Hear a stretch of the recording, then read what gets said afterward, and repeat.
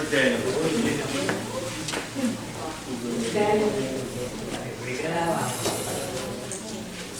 Good afternoon, everybody. We'll be starting in about 5 minutes. We're waiting on Daniel. We'll do the pledge of allegiance, then we'll get our annual report, and we'll turn it over to our attorney and see what happens with our election for this year if we have new board members. You ready, Daniel? Our flag is behind us, so why don't we stand, bring this meeting into stand for the pledge of allegiance.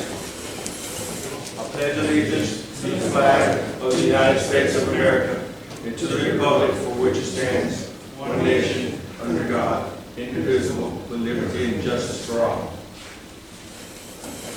Mr. Mayor, you've got the floor. You need a mic? Wait.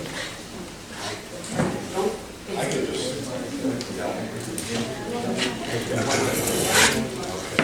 I'd like to see you next one. All right, good afternoon, everybody. My name is John Fumero. I'm the district attorney. Have any of you been to a landowners meeting before? Anybody? You have. Ooh, we have some veterans. That's good.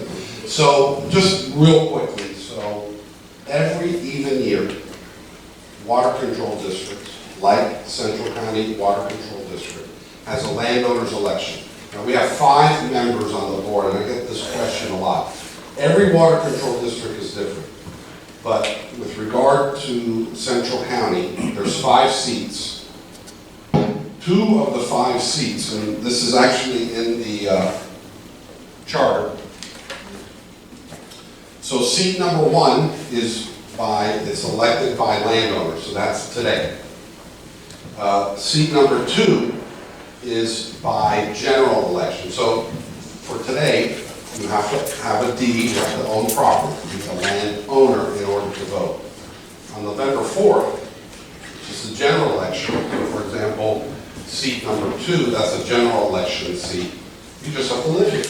If you sleep in a house here overnight, you reside here, you have a driver's license, you don't have to own anything, you can rent, lease, whatever, you vote at the general election. So seat 1, landowner seat. Seat number 2 is a general election seat. Seat number 3 is an annual landowner seat. Seat number 4 is general election, and seat number 5 is landowners. So 3 of the 5 seats are decided every even year by you, the landowners. And in a little bit, I'm going to ask which one of you are actual landowners, deed holders, because you're going to have an opportunity to vote on a few things, but only the landowners can vote. And then we have the certified public accountant who's in the back room there. She's counting the votes. I'm told we didn't have a great turnout this year, maybe less than 50 people, which is unfortunate, but we hired an independent certified public accountant to handle all the ballots. None of the staff, including myself, touch the ballots. They're handled 100% chain of custody by the CPA that's hired to oversee the election. She holds the ballot, she puts it in the box, she takes the box to the back room, she counts the votes, and in a little bit she's going to come back out and announce the outcome of the votes. Those ballots will become a public record. Anybody can look at them and count them themselves. We want to be as open and transparent as possible because Central County Water Control District, it's a water control district, so it has 3 statutory missions. Number 1 is flood control, drainage. Number 2 is recreation, the ball fields, the clubhouse, having activities here for the kids and for families. And the third one is roads, maintaining the roads. The majority of the roads are dirt roads. And I will tell you, over the last 5 years, those of you who've been here a long time know better than I do, the district has done a really good job of getting up to speed on flood control. We've had some serious rain events, but I've been coming here for 30 years, and this place, it used to be horrible after significant rain events. A lot of flooding. Done a pretty good job there. Recreation, getting better.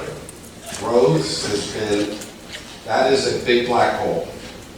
We have estimates of $30 to $50 million to bring the roads to the level that they really should be in, because for literally 3 or 4 decades of insufficient maintenance. So roads, when you drive in a modern road, it has a crown. It's like this. And water falls, and it goes this way, and it goes this way into the swales on each side. Where over time, the roads in Central County turn like this. So they actually hold water, not get rid of water like this. And the cost, as you all know, everything has gone up. Well, the cost of high-grade lime rock has gone through the roof. We hope next year will be a better year. But, Emilio, what are you spending, like last year, spending on just rock? $500,000. So $500,000 a year, and truthfully, that doesn't scratch the surface of what really needs to be done in terms of, it's not, we don't need road maintenance. We need road improvement. Then, once you get it to where it should be, then you maintain it. So that's a big thing. A lot of people don't realize that Central County does not have ad valorem taxes. So Central County charges a flat fee. So whether you have $1 million house on the lot, or whether your lot is empty, you pay the same amount. Now for Hendry County, that's different. Hendry County has ad valorem taxing authority. So if the value of your lot or your home goes up, the amount of taxes you pay goes up. That's not how Central County is set up. So it doesn't matter if land values go up here, if more people move here, it doesn't really change the amount of revenue. And like everything in life, from raising a family to buying a car, everything in life goes up. I'm not sure anything has ever gone down in cost, so at least not since I've been around. So that's, that's the struggle. Those are the types of issues that we talk about at these meetings. So, as I said, we're going to wait for the CPA to come out and make the announcement on the elections. So today, and this is in the statute, Chapter 298 Florida statutes that created water control districts. Every year we have the annual treasurer's report on the financial state of affairs of the district, and we have the annual engineer's report. So today we do not have a quorum. So we cannot vote or take any action right now because a quorum means the majority of the 5. At least 3 of the 5 must be present to have a meeting, a quorum where you can vote. So what we're going to do now is just for informational purposes, we're going to have the presentation of the treasurer and engineer's report. Once the CPA comes out and announces the winners, we may have a quorum. And if we do have a quorum physically present here, then we'll be able to start our meeting. So we have 2 meetings today. We have a landowners meeting, which is occurring now. There'll be no vote taken until after the CPA comes out. And then we have our regular monthly board meeting that follows. And hopefully we'll have a quorum. And if we have a quorum, we can conduct business. Okay? Anybody have any questions? All right. So, who wants to? Either Mr. Boyd, Mr. Bennett? First on the agenda. Okay. Only one is. All right, good afternoon, everyone. Good afternoon. This is the engineer's annual report. I'll start out with water control. The district operates under a South Florida Water Management District permit, and the permit is current. We're in compliance with it. Just to give you basic background, flows and water flows in the Central County area go from west to east, and they're collected in 12 canals. They then get pumped into our 4 square mile reservoir, and they're discharged out of the canal is going into the L2 canal, and eventually it goes down to the Everglades. We've got two ways that it discharges out of the reservoir. One is at the southeast corner of the reservoir. One is at the on the north side of the reservoir, just east of the pump station up that way. And it discharges to the north. We rarely use that discharge because that water goes up to the Flagpole Water Control District, and we've got to have the Water Management District, South Florida Water Management District, permission to use that outfall. We also are located in what they call the C-139 basin, which is created by the South Florida Water Management District, and they monitor the phosphorus levels that are discharged into the Everglades. So every year we fill out a permit to the South Florida Water Management District to tell them how we manage our stormwater discharges. And they have testing stations all up and down the canals that lead from here to the Everglades. And right now, the C-139 district is, the C-139 basin is in compliance, and Central County is in compliance with the permit. It renews every year in January, so we renewed it in January of this year. Our retention area, as most of you know, is 4 square miles. It serves 3 main purposes: flood protection, storage, water quality, because the water is detained in that before it's ever discharged, and then passive recreation. The dike around the reservoir is maintained by the district. We maintain it by mechanical mowing. We do also do herbicide maintenance to that. I already went over the 2 control structures. Structure G-134 is another structure that's up north that actually discharges from our canal into the Flagpole Drainage District. That's the one that we do the maintenance on it, but we don't have the operational control of it. The South Florida Water Management District does. Currently, we've got 11 pumps. We've got 12 pumps permitted. We've got all but 3, 4, 5, and 6 are in excellent shape. Those the ones I just mentioned are in, not in best of shape, they're operating, but we have a grant that's going to fund the rehab of those stations and also provide for our 12th pump. We should be getting those funds and starting construction on those fairly soon. We do, in the past, we've had to contract out our canal cleaning because we didn't have the equipment to do that. So they were rarely cleaned. They were mostly maintained by herbicide.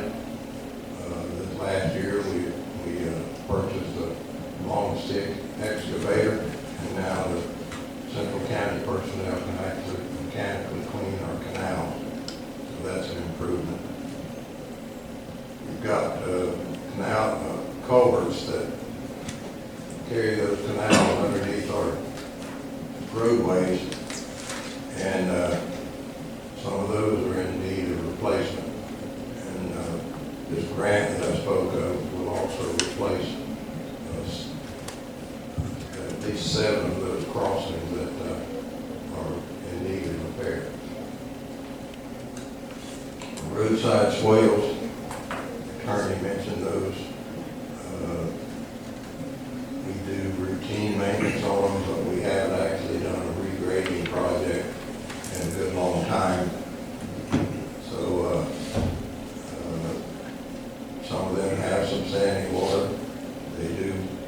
function, although sometimes there are some places that there was some damage or due to some culverts needing some work and the grade not being exactly like it was planned.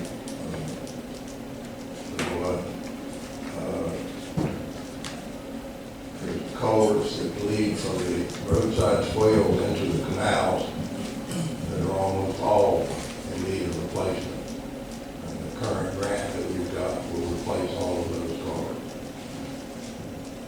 Roadways, Attorney mentioned the roadways. We have been maintaining those roadways. We've got 37 miles of paved roads, about 8 miles of lime rock roads.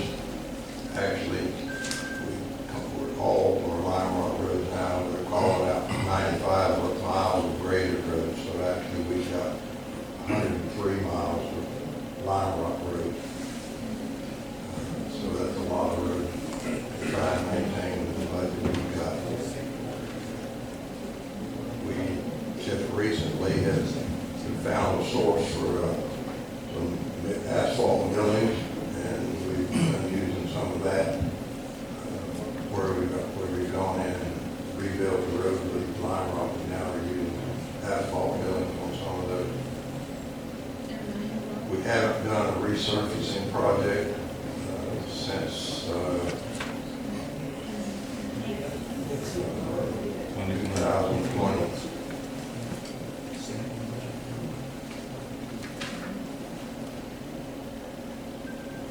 Henry County Sheriff's Department provides law enforcement for Central County.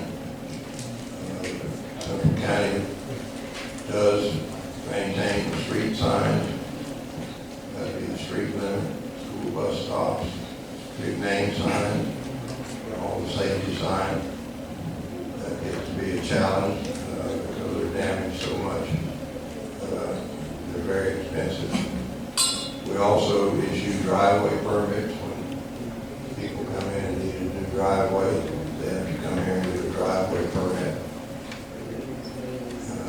The district owns a fleet of roadway equipment, and we've got an inventory of those, and that inventory is kept at the district office. We maintain building facilities, which you're in one of them now, the clubhouse.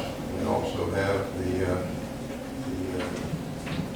district offices over on Cabbage Pond, the shop and maintenance farm. We also are in charge of recreation. That includes the pool and the buildings you see here in the park. Summary, we continue to make improvements to our facilities as we have the funds to do that. And I recommend that the governing board continue its maintenance assessment. That concludes my report. Thank you, Mr. Bennett. Mr. Boyd? Yes.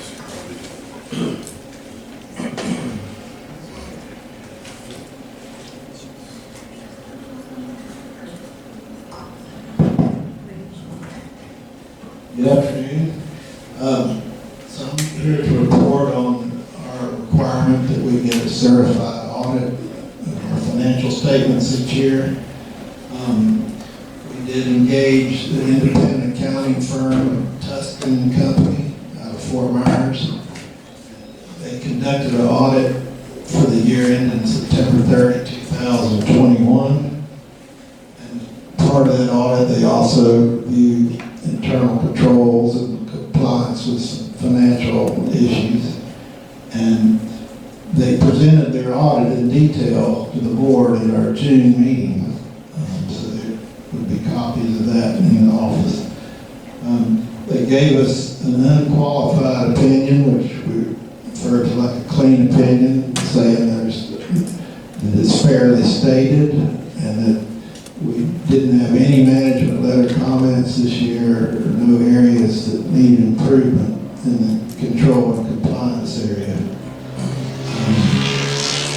So the bottom bottom line of our financial operations for that year, the one in September 2021, is that our expenditures exceeded our revenues by $434,659. So that was what we lost in the previous year.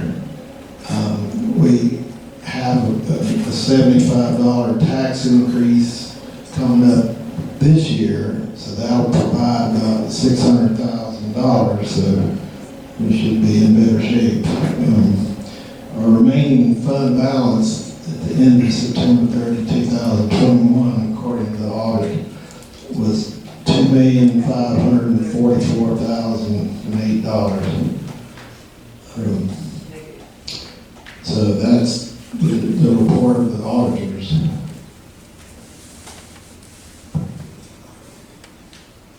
John? That's it? Okay. So I see that we have our independent accountant that came out here, so I will ask Amy to come forward and announce the outcome of the landowners election for 2022.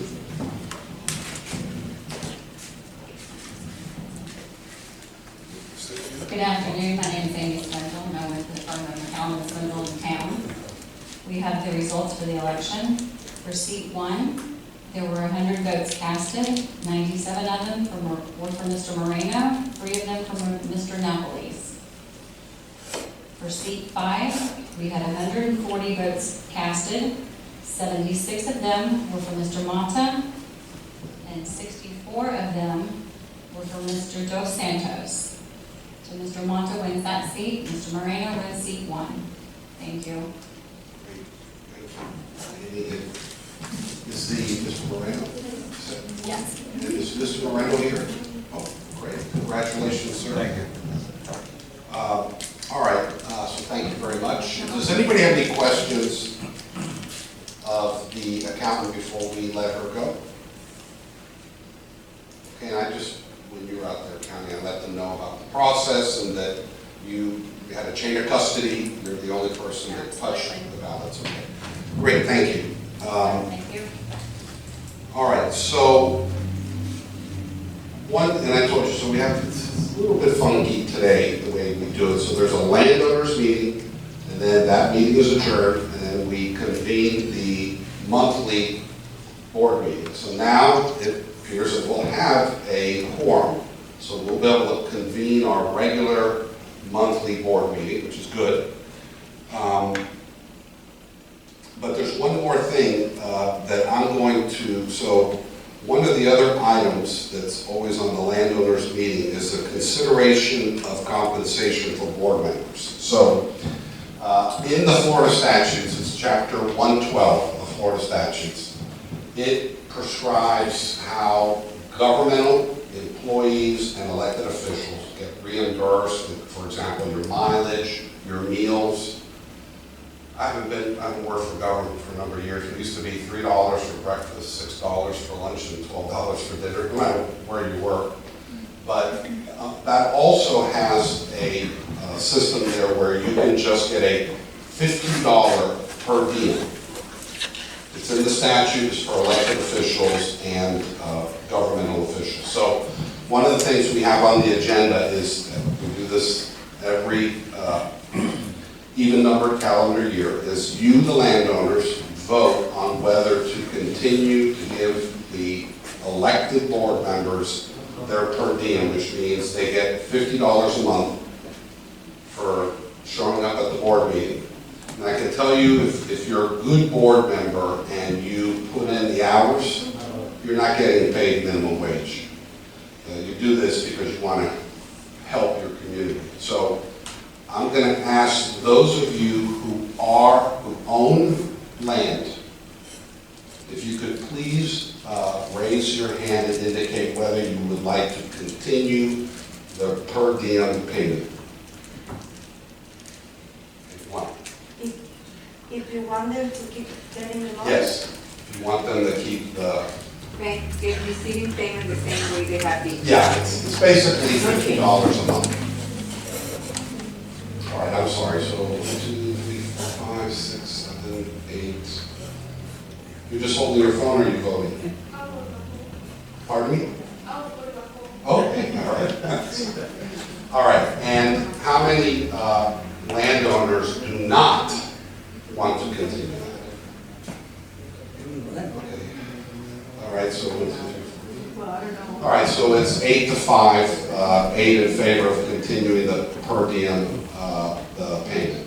So now that will conclude the annual landowners meeting. Sir, I'm going to swear you in now as a member of the board.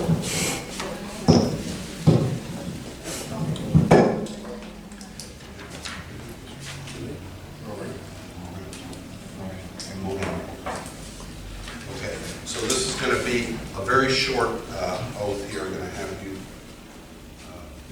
I'm going to state it and you repeat after me. Okay, so it's, raise your right hand and say, I, Roberto Moreno, I, Roberto Moreno, do solemnly swear do solemnly swear that I will support the Constitution of the United States that I will support the Constitution of the United States and the state of Florida Taking a break.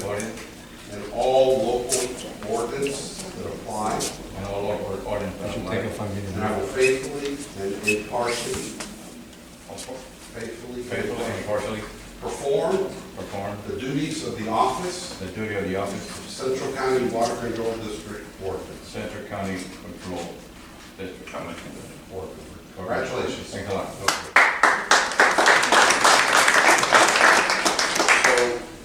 So, Let's do like a 5-minute recess. yeah, we're going to take a 5-minute recess Get- and I'd like Get you to situated, get a seat. let them know what Get you're your expecting. bags made plate for the next meeting. Thanks a lot. Nice to meet you, buddy. Good boy. We're going to dismiss for about 5 minutes, let them.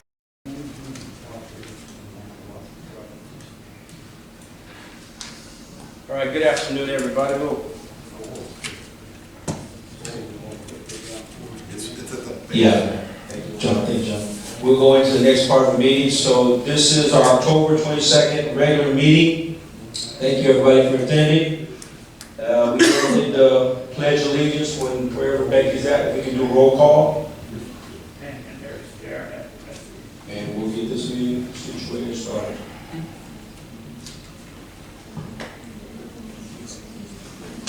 Becky,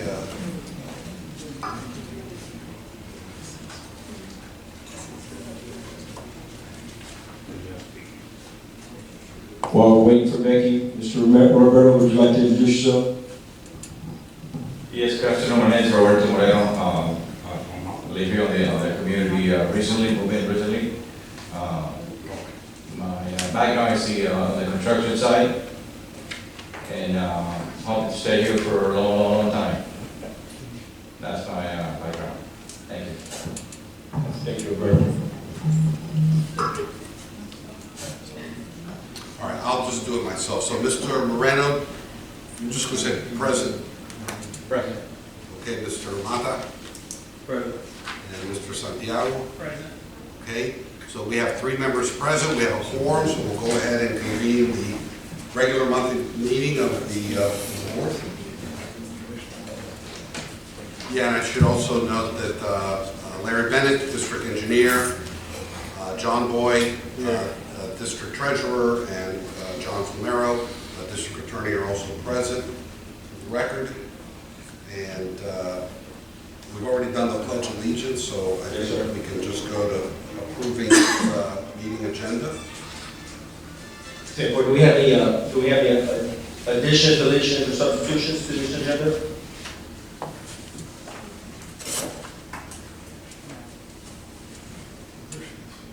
I'm back. We have any additions, deletions, or substitutions to this agenda? No, but I did revise the agenda because the address was wrong on the regular meeting. It was brought to my attention by Ariela. Okay. So I went ahead and I did fix that today. Okay. So it is posted on the website. Okay. I did make that correction, All right. so. Okay, so we have this little small adjustment to that. Can we get an approval from the board for the regular board meeting minutes for August 24th and September 28th, 2022. We have a motion on the floor. We have a motion. Do we have a second? Second. All in favor? Aye. The approval for the minutes for August 24th, September 28th, 2022 have been approved. With that being said, we'll start taking public comments. Ileana Hernandez, if you would. Maggie, can you make sure she gets up? I got this one over here. She could use this one. You don't know one? He knows that I need one. Okay, 2 things. The grader, I desperately need that on North Arboleda Street. I've got craters, and I don't mean smaller potholes, craters in front of my property. Okay. The vehicles at the end of the street, they just, fly by, and with all the rains and all that, it's become craters, very muddy. Now that it's dry, it's still large craters, so. Okay. And second thing, question to you. I've already got the letter to combine, or to use the easement for 450 and 460 on North Arboleda. And I already put the fence up, but I was trying to combine the properties so I can put like an enclosed shed on 450. But I was talking to Lewis from the county in LaBelle, and he was telling me that in order for me to be able to do that, I need, I guess, you guys to vacate the pathway that's in between. I'm not really interested, like really 100% interested in combining the properties. I just want to be able to use 450 and just put an enclosed shed on that property, since I'm never going to put another home on there. So I wanted to see what I could do in reference to that. Yeah, so just to let them know, so I've received an inquiry from, I don't recall his last name, Lewis, but he's actually not with the county, he's with the property appraiser's office. Yeah. Anyways, he didn't mention you, but, because you're not the only person in this Well, I scenario. know he was emailing me, and I think Becky. Yeah, and then she was sent the included email to emails that me, she has. and then he and I talked, and look, the bottom, so this issue's come up before. I don't, and I think I spoke to Edmenio about it. It's not here. We don't need these, these easements. And there's, obviously, they're crisscrossing the whole district. Sure. We have to look at them, but I had a conversation with Mino. I don't envision how or why we would ever need these easements. Okay. And I'd recommend that we do some sort of vacation, not just on hers, but kind of do it wholesale. Okay. Because you can, I think, maybe not all, but the majority of them, I don't see any potential use. And just to make it easy, so we don't have to come up, because a lot of people want to do what's called a unity of title, if you own two lots side by side, but until we vacate those easements, the county won't approve it. So, I think we should go ahead and, I'm not sure where your lot is, but I just looked at Central County, and I think we should vacate these easements. Yeah, because Not all the easements, but the ones, the Yeah. types that she's talking about. Yeah, it's a 10-foot pathway in between, and in the back is a 20-foot easement in the back. I guess it was supposed to be for the garbage trucks or whatever, that Right, was never used. exactly. Probably future zoning. Yeah. So I think the short answer is that we're gonna fix that. Okay. I'm gonna work with Lewis too to figure out a way that we can, instead of doing one by one by one by one, Who's to ever look at a interested map in and going just, Yeah. to hold an easement right that we will never need or use doesn't really make a lot of sense. Sure. I'd prefer to vacate them. I'd recommend that to you. But, so I did talk to Lewis, and Yeah, I don't especially see since a all the problem. owners, basically whoever has it, they're the ones who maintain it and take Exactly. care of it.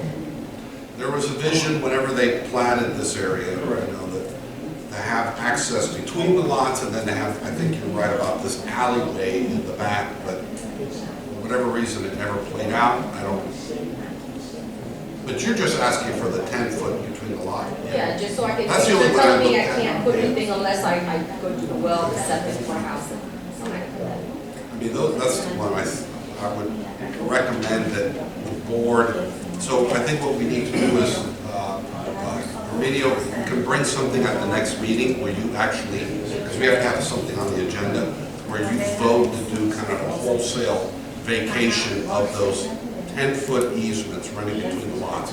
It's come up before. Sure. There might be a few exceptions that I defer to Arminio on that. But yeah, it's a reasonable request, and I think the board should accommodate it. So I'd recommend that at our November meeting, bring you a map to kind of show you where these easements are, and maybe highlight those easements, and maybe we can work with the engineer to have some, because if I'm gonna do it wholesale and record this in the public records, I'm gonna need legals. That's probably going to be the biggest pain in the butt, is getting the legals. Are the legals for those 10-foot, are they in? I mean, it's not really platted, but Yeah, some of them are. so we can pull the legals from there? Well, no, there wouldn't be a legal for the easement. They're platted as shown, the way they word it. So they're platted as shown on the drawing. So you could write the easement, you could write it as a 10-foot easement lying between lots so and so and certain flats. I mean, it would be a good number of those to write, but I mean, I think you can do it that way in the company for the sketch. Yeah, so it sounds like we also need to talk to the county, because for those that are platted, so the legal description, you know, like if I gave you an easement, or if I sold you a lot, you have a deed and you have a legal description. So Right. to vacate that easement, I have to have a legal description of it. So if you have a legal description of that easement, Is that the survey? it should, yes, shouldn't it? Yeah, because I have this, just a recent survey that I did 450 and 460. I think It wasn't done together, it was Just two show separate, the since they were separate. the survey wouldn't show the easement. It would Well, it depends show- what kind of survey. It would describe, it would probably show easement after the plat. He would pull a lot of that stuff that's already on there. He would show the plat. Yeah.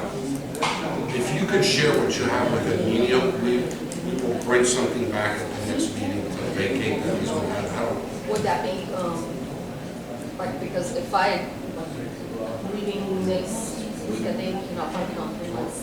We'll put it on. The road, We'll have- so. Yeah, you don't have to be here. Yeah, just email Becky and have it put it on the agenda, and then we'll talk amongst ourselves here as well. I'll ask them. Yeah, as long as I, and then I can just look on the website to see if there's any changes or whatever. You just, it's going to take a process for Henry County to change anyway, so you just reach out to Becky or me and find out what the decision was. Okay. Emilio, we're talking about, like, remember we talked about those 10-foot easements between the lots, just kind of wholesale vacating. Yes. Number of those. You know, I want to make sure none of, I mean, the ones I've seen, I don't see how we'd ever need it, but defer to So, the engineer. with the 10 feet, the board approved for us in the office to sign it so you can use it and fence it. But we don't have the authority to just hang it over to you. Right. Well, I think we could vacate it. Yes, And then but- we have to work with Hendry County. Right, yes. We have to get a legal description, because the Yeah, that's what the vacation of property the appraiser easement was saying. will look like an easement. Yeah. It's just called vacation of easement, and I would have to have the legal description. But what Emilio says is some people have wanted to do the unity of title, because they own 2 lots, and they want to legally make it 1 lot. We have, and the county obviously flags it, says, well, you can't, there's this easement. And what we've been doing up to now is giving them a license to use it. The county's accepted it. But after talking to the property appraiser, it might be, it'll be harder at first, but long-term better if we just vacate it. Because I did show them the letter that I did receive, but they said, no, that's not good enough to combine the properties or anything, do anything else. Could you email that to Emilio as well, that letter? Because I didn't, you got that letter from the property appraiser? Okay. Oh, The one for me to be able to do the fence after I went to. Oh, yeah, Jesus, okay. They did everything with that letter. Yeah. Thank you. Anybody on board have a question? no. Thank you. Thank you. Mr. Bennett, to check into that for us as well. Thank you so much. Next, Mariella Self.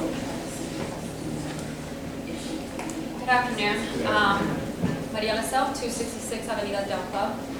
And I just wanted to point out and talk about the decorum, the policy that you guys have in place. I noticed that this policy was voted by this board. So I also noticed that at the last meeting in August, the board allowed and made exceptions for the group that was here that day. And I mean, there was members that were allowed to comment on the items other than during public comment. Now, there was also, I noticed I listened to and I watched the video, there was also clapping that was encouraged as well. Now, the policy that's written on the agendas clearly states that that goes against the rules of these meetings. Now, of course, the reason why I'm bringing this up is because I want to make sure that the community as a whole is getting, it's to ensure that the community is getting fair, equal treatment and opportunity. You know, at the same time, it almost seemed like this board did it purposely because it hasn't been the first time. It almost seems like it's always, that exception is made whenever a certain group is not here. You know, and we're starting to pay attention to these things. So I would just ask that, out of decency, and obviously, I mean, many of us even thought maybe this is, some kind of political stunt for that time being. So I would just ask this board, if you have a policy, you go ahead and you enforce it, regardless of who's here. And if not, then change it, so then we can all benefit from it. And that's it. Appreciate it. Thank you. Thank you. Anybody on the board have a question for him? Thank you, sir. Mr. Chris Self? Yes. Turn this into. I came before the board before 2 months ago about the same thing that the lady was talking about for the easement. And I'd like to get my the 10-foot easement too. So, but manager said I'd speak with y'all because he can sign off on a 10-foot but not on a 20-foot easement. So I was going to ask. I don't know what kind of easement. So, Chris came to the office asking for the form that we signed, giving permission to the landowners that has separate lots by the 10-foot easement to fence it. And he wanted to do the same on the 20-foot easement. And I was explaining to him that I don't have the authority for the 20-foot. With that is the board decision. Yeah, any release of real property has to go Right. to the board. So I mean, that's up to the board. I'm not familiar with your lot or whether it's next to a canal. No. If it's something we don't need, then I say vacate it. Right. Yeah, 'cause I was just wondering, because I brought it up before and it kind of just fell dead. So I just want to make sure while we're on the subject with the other people or getting theirs, I want to make sure that it's equal. And if, I mean, I think, if they're going to consider it, because we need to know where our property rights start and stop. Didn't last time we talked about letting Mr. Bennett say if it was a needed area or not? And then, No. No, right? It never The made last it time, the end of the conversation was for Mr. Bennett to find the plot Okay. of 1968, 1970.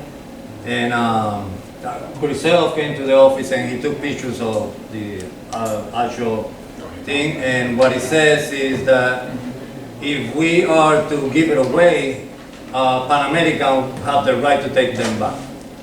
That's what they. yeah, so that's called a reverter clause. Yeah, but that's what I'm saying. Years ago, my parents did it with the store, and then they had to go through a year process, and then there's no conflict of interest because they own both properties. So there wouldn't be a conflict, and it's within that same 20-foot easement. I'll take just send me the language, but if there's a reverter clause, Yeah. But what did I I say? mean, I can show you the Statue of Liberty. Right. The first one, I don't own it, but we can vacate it. Listen, if these guys tell me we don't need it, I say vacate it. Let's give it back, let's get rid of it. If there's a clause, you're gonna have a cloud on top. We'll vacate it. That's fine. I'm just letting you know that nowadays you probably, I run across this all the time, where, like, if you're refinancing, the banks see that, or if you try to get a Unity, they'll say, oh, the title commitment will flag that. Right, That doesn't stop us from vacating it. yeah. I just know that somebody from Pan American or some, third generation descendant might show up one day and say, hey, I'll sell it to you for $5,000. Yeah, because my parents had to go they had to go to the board had to vacate it, and then they had to go to The county. to the county, and then the county had to have 2 hearings. And then it took about a year to get it done, and so forth. That showed there's no conflict of interest between property owners or whatnot, and then after a year, they went ahead and vacated, and then they was able to gain legal rights to it. So the county vacated a county easement? Central County did it. Oh, so Central County has to vacate it. And then the only way that you could actually take possession of it is if Hendry County property appraisers, there's a step that they have to take in to recognize it as yours. But the process has already been done, and that's what I was on the board 2 months ago. It's already been done, legally, legitimately, and it took about a year to get it done. But maybe, if y'all need documents to it to show how the steps was done, we have them at the house, we could bring it in, and then they could just, that'd be great. and get it done. and over with. Something that worked in the past, I'll follow that. But I think, and again, just so we don't have to do this case by case, Right. I think we should figure some way to just do it district-wide. Again, these guys need to make sure that all of them are of no use to the district. And some that might be of use to the district, then, because a vacation means we give up all rights, we're done. You could do something less than that if you think it's an easement right you might need in the future. Like, for example, if there was maybe a canal, and there's right-of-way on the canal. Maybe there's, I don't know, I'm making up 50 feet of right-of-way, and you say, well, in the future, maybe 10 years from now, we'll expand the width of the canal, so we'll need some extra right-of-way. But for things that are running between lots, Well, to be honest with you, I've been in Central County for 10 years. I've never seen anybody using it. Actually, the little spot that we cleaned, the trees were, I don't know, 50 years old, 60 years old. Yeah. I don't know if Mr. Bennett, that has been longer than me, seen anything being used on the 20 foot easements. I don't know, at one time, they had a water treatment plant out here when they first started developing it.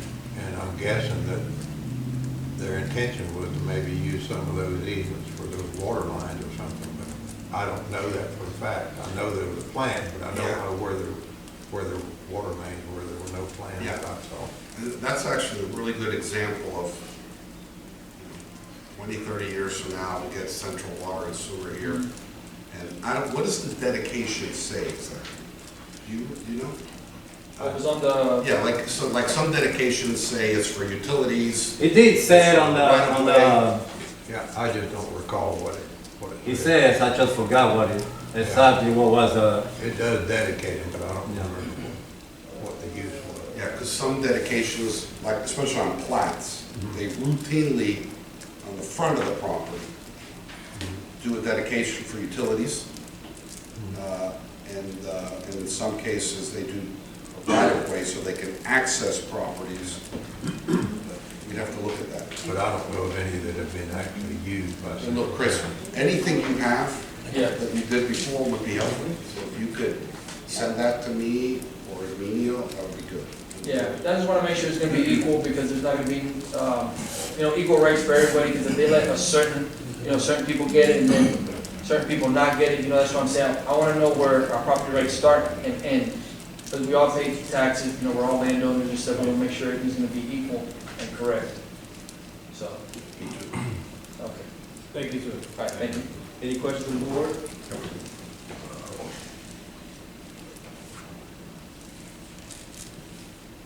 Next one is Mr. Rivas. He's not here. You wanted it to be read out. He's got to be present. He has to be present. Oh. Tell him next time if you could be present, it'd be greatly appreciated. I'm sorry, what did he want? He wants his questionnaire to be read out. Mr. Rivas. All right, going on from that, any more further comments? If you sign a paper, and you're more than welcome to come up.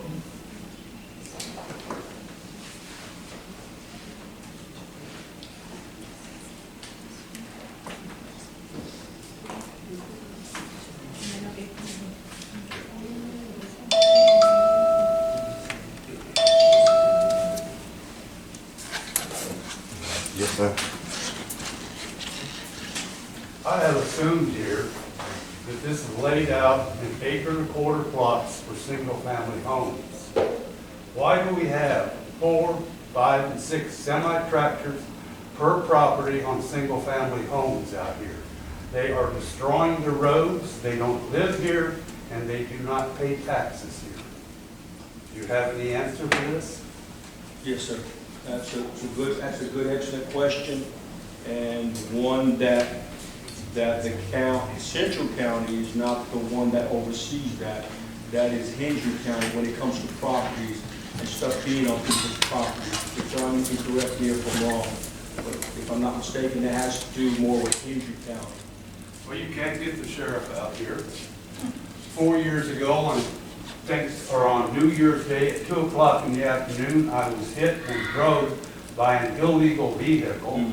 They left the scene of the accident.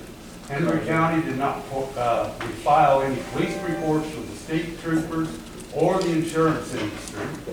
This thumb is torn, and unfortunately, this is my last hand that I have to use.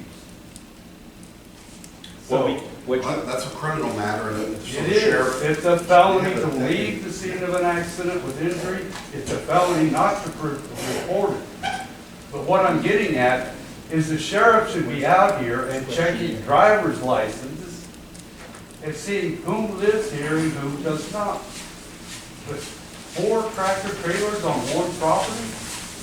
Go to Coral over here on Hunt Club. They're tearing that road up. There's 4 semi-tractors today. On your way out here, drive by it. On Perimeter, you want $1.5 million a mile to repair that? We've got 11 semi-tractors down there and none of them live there. On our street down there, you have today 2 semi-tractors, 2 10-yard dump trucks, and a cement truck in a fire creek. It's pathetic. There needs to be some law enforcement on what's going on out here. So what we can do is issue, have Ms. Hernandez behind you, get your information. She'll get your information and she will contact the commissioner for you and get you in contact with him so she can give you his information. You know, you have one of the last pieces of beauty in South Florida. You really do. Thank you. Thank you. 7:30 stop. Do we have any more comments? Sir, I would also, to me, it sounds like a code enforcement issue. There's parking trucks, I'd call Hendry County Code Enforcement to get on this. May I tell you something about code enforcement? Go over on Horse Club. There's a guy that has a two-story structure on the corner there. Next to it, he built a beautiful house. Code enforcement made him use repurposed concrete for the mound. He had to build 4 feet above the berm of the road out front for sewage. You go on down to Cabbage Palm, you go south on Montour. There's a house built on the ground with a septic tank in it. And since I've been here for 7 years, that road has had a foot and a half of water over it right there. That sewage flows out and goes on other people's property. You go down across from where you are, on the corner there is another house that was built since him. We have no code enforcement out here, none whatsoever. Get your information to Ms. Hernandez. I appreciate the comment. Get your information to Ms. Hernandez and we'll definitely get you in contact with the city commissioner. If I can, you're absolutely right, sir, about that. The sheriff's office out here, if you may, right here. The Hill Foundation has funded our deputies for years. They provide the vehicle as well as they pay for the deputies to patrol here. from someone who worked for the sheriff's office and was also volunteering with the sheriff's office as an explorer for 5 years, I can tell you firsthand that the sheriff's office doesn't respect the residents of Montour, nor does it appreciate the residents of Montour. And nor does it file any police reports. Absolutely. No matter what goes on. When I work for the sheriff's office, from experience, they go where the voters are. They go where there's money at. Yes, And when I became a board member here, I seen how much tax-paying dollars each and every one of us pay goes to the Hendry County Sheriff's Office and to the Board of Commissioners of Hendry County. For us to have no deputies that they fund for Montour, nor for the span of Montour. In retrospect, you have 3 deputies in LaBelle, you have 3 deputies in Clewiston, as well as Clewiston Police Department, which is fully funded by the city of Clewiston, which is also funded by the sugar mill and the beef farm fund LaBelle. What I'm trying to get at is the only way we're going to make an impact at getting more deputy presence out here by getting more law enforcement, and I apologize for what happened to you. I wouldn't want that to happen to anyone else that lives here in Montour, nor a kid or a child, because from my experiences, especially with my big family, we can call 911 and a deputy won't be here less than 30 to an hour. Okay, let me tell you something else. Oh, no, sir. And for that, we as residents and as landowners, we have to vote for change, and that means, you know, a new elected sheriff, because since I've been here in 2020, I have sent Patsy, who's the sheriff's secretary, our schedule for events, as well as I have called them and went in person and said, hey, we're having a summer camp, hey, we're having a golf tournament, hey, we're doing events here in Montour, and these are people who vote for you. Can you please show out at one of these events? And we're in 2022, and they have not showed, not one time, to one event. And the moral of the story is, for us to not have incidents like that is when it is election time for a sheriff, we vote for someone who shows their presence here in our community, because the sad truth is we pay more taxes than anybody in Hendry County, and we're 10 times bigger than both of the cities to our left and our right. So in comparison, you would think we'll have our own district and we'll have our own deputies, but we don't. So I apologize that that happened to you, but the only way to get the sheriff's attention is by voting. Thank you. Thank you. All right, anybody else, so we can get to the meeting? If you want to speak, you're more than welcome to fill out paperwork and come up and say the piece on any item that we deal with. All right, nothing said, we'll go on to the next part of the meeting. Old and new business, discuss and vote on the resolution for 2023. Meeting dates. Yeah, so we do this every year because every meeting date has to be publicly noticed. We identify all the meeting dates in 2023, and Becky puts out the public notice for those meeting dates. We can always change it during the year if you want to on a case-by-case basis, but we like to get the basic monthly meeting dates published so that everyone is aware of those dates, put up on the website and all that. Right, Becky, anything else? I posted in the paper. We posted on our website. And we posted it here, and even by the mailbox, but they ripped everything off over there, so. And the meetings are usually the 4th Wednesday of every month, Yes. except usually on May, November, and December. Correct. And October, sorry. Unless there's an election like we've done, because the elections are from 9 to 3, and then everybody would have to come back at like 7 in the afternoon or 6 in the evening when you guys changed the time. Okay. So you guys found it easier just to follow through. Everybody's here already for the annual report for the landowners meeting, so it was easier just to continue on to the regular meeting. All right. When in the summer, we have a few extra budget development The workshops. budget, yes, sir. The budget workshop. Okay, so do we need a motion on the floor for this? Yes. To continue our same schedule yearly? The dates have been there since September, but since we didn't have our meeting in September, you have to vote on it today. Do we have any questions from the board? We have a question, go ahead. Let's say we miss a month. Let's say a meeting, I feel that if we miss our meeting, we have to arrange something within that same month, like a precaution. So I was saying, instead of having our meeting always at the end of the month, we do something in between, so it gives us enough time to know what's exactly happening in that month. Because for it to be at the end of the month, if we have to cancel that meeting, then something happens and we don't have a meeting for that month. So we go on another meeting with another month with no meeting, and that's basically 2 months, and my understanding for everyone to know.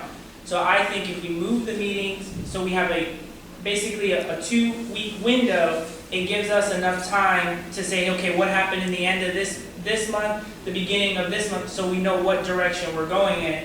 Because for us to wait to the end of the month, and then the hurricane, we had to cancel, then God forbid something else, the board's not in unison of what exactly is happening, and if critical decisions need to be made within that month for precautional measures, the board's brought to speed is what. Well, I think we should do. if you may, you always, the chairman has, let's say, whatever we miss one meeting is nothing for an emergency. I mean, I don't think we haven't missed a meeting. We did. I said 1 or 2. The hurricane. Right, yes. But that's, it's a disaster. So, in that case also, the chairman has the right to call for an emergency meeting. Which we had. a couple Right. of. So you don't really have to, I mean, you guys can change the date if you want, but you don't have to, because you can call for an emergency meeting. And the normal process, if I'm not mistaken, if you don't have a meeting, is to, We have to publish a notice of cancellation, because you don't want people showing up there, so we just did that. Yeah. so we have to publish it for about a good Yeah. 2 weeks, correct? And then you have to publish the new day. It takes about 2 weeks. So maybe like what Daniel says, if maybe first or second week of every month, first or second Wednesday of every month, might not be a bad idea. I don't have any issue, I have no complaints with it. We can't practically move to the first week because we don't get to get our bank statements and all that to do our financial reports that fast. Remember, so the whole deal of public notice is the public knows. This is when they meet. If you throw a bunch of meeting dates, and you're gonna have to do extra effort to let the public know, oh no, we're not gonna meet that day, we're gonna meet, it could get a little confusing. We can always add dates. In fact, I can tell you, every single year, we always change 1 or 2 dates because things happen. Whether it's an emergency, we don't have a quorum for a particular meeting, we always have changed at least 2 or 3 meeting dates. I mean, we can, by the way, we can always do what Daniel said. I'd recommend you get the basic meeting dates published. If you want to add more, no problem. Just, it might be a little Yeah, confusing. maybe we should just have a precautionary date Yeah. on a calendar in case we see, let's say, like the hurricane, the news says the hurricane's gonna be hitting the week of our meeting, then we can activate one of our emergency dates, that's already scheduled for us to publish with the community, so that we have some line of communication with the citizens, because meeting once a month and then canceling that meeting, I understand it happens with emergencies, but we still have to have some kind of form or some kind of agreement on that month, so that there is communication, so we can tell if we are ready for the hurricane, these are the measures that the staff and management are taking, as well as CCWCD, and then boom, you know, the hurricane comes, we cancel that meeting, we still have some kind of precautional steps taken of communication with the citizens. Because as a board, we only meet once a month. So I think that's our diligence of keeping that clear line of communication. That's good. All right, I have no issue with that either. What about yourself, Director? So with that being said, you want to go ahead and go forward with, can we get a motion to go forward with this and maybe add an addendum to some of these alternate dates? Can we get a motion on the floor? We have a motion by Board Member Roberto. We have a second? We have a second. All in favor? Motion carries. Next thing on this agenda, discuss and vote on interlocal disaster recoveries. Yes, so that's, we talked to Hendry County Public Works, and this is a no-brainer. For no money, Hendry County was willing to send a private contractor out here to pick up big piles of vegetative debris as a result of Hurricane Ian. Wanted to get this to you earlier, but we just got the interlocal agreement that there's no charge, but if there are piles of vegetation, they'll send their contractor in here to help clean it up. But that should be now anyway, because they pick up our debris as we speak. This is different. This is not, what is that, Waste Pro? This is a different company that only comes in after hurricanes. Exactly. Yeah, and they get FEMA reimbursement. I mean, in the end, they get the money. So it's coming from the county? Yes. But Waste Management is working with the county as well? Yeah, this is not Waste Pro, it's not Waste Management. There's companies that they just move into an area. Big truck with a big boom grabber. Yeah, the kind truck. So let me ask this question. Let me ask this question, because they should be doing that already with us regardless, if they have a contract. Can you send over the legal things, exactly what interlock they're trying to do, and then all of us look at it before we vote and approve it? That's my opinion, before we approve on something like that. I'd like to see what's in this terminology, because they should be doing this already without us having to. Yeah, we have a copy, she should have a copy. Any When I got questions? it, I thought we were gonna get charged. I got charged, which is. Any questions, anyone on that? Know that if they're gonna be picking up the debris free of charge, I don't see a problem with that. A lot of our citizens can use that, you know, clean their yards up of any fallen or any decaying trees that may have happened recently with this hurricane. It's in the and free of agenda. charge, then It should be in the front, right in the front. I think the citizens can benefit off of that. Oh, it's in the front pocket. In the front pocket, yes. Right behind the resolution of the dates. Who made this one? Who came up with this? The county. Public Works sent it to us. Have you looked at it? Yes, Thoroughly? absolutely. Thoroughly? Thoroughly. We get charged nothing and we get a service. Okay. We're not on the hook for anything? They're gonna get FEMA reimbursement for this. I understand. I just don't want to be on the hook on anything. No, we do the same thing with the city attorney in Okeechobee. The county brings their contractor in and they get all the FEMA money back. Any questions from the board?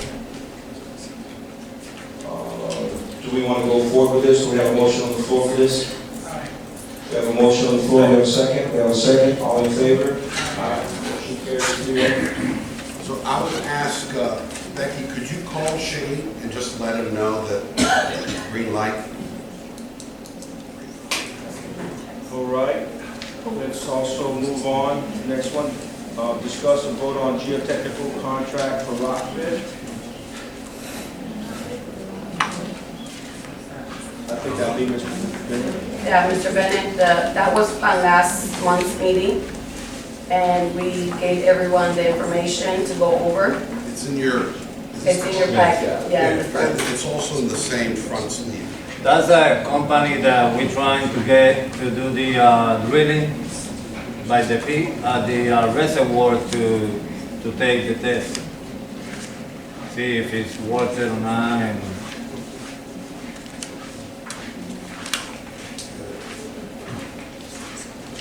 Basically, this is their proposal to go out to the reservoir and do some test borings, do the testing of the material that they get, and see if it's, see how much is there, see if it's suitable material. Their total fee for it is $7,185.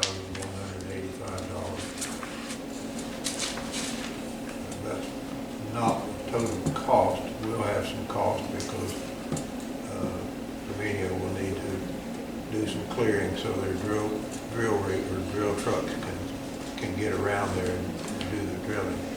But that's the total cost from the geotech company that do the drilling and testing of the material. This report will be all inclusive of everything, or there's some hidden things that, oh, by the way, this quote was only this, and didn't say this. No, it's pretty much outlined in here what they're doing. They'll actually do the drilling, they'll do the How many? analysis of the soils and give us a report back on it. Do they know how many they're gonna drill? They're gonna do eight 25-foot deep. How That's big? enough holes. How big is the area? Area that I outlined for them is around 80 acres, I think. 80 acres?